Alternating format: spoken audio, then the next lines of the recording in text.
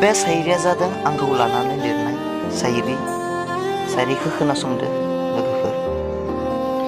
आंनि थांना थानायनि आखुआ बेनो रावबो बेखौ रोङा। आंनि थांना थानायनि आखुआ बेनो रावबो बेखौ रोङा। गुबुननि बाथ्राखौ गोजानाव दोन। आं गावखौनो जेबो सानस'नो रोङा। आं गावखौनो जेबो सानस'नो रोङा।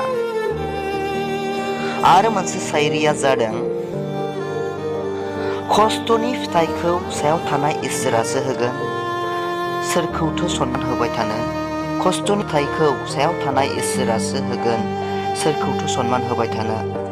जेराव नों गावनि गोहोजों बेयाव लासे मोनफैबाय। आरो सोरखौथो सिगाङाव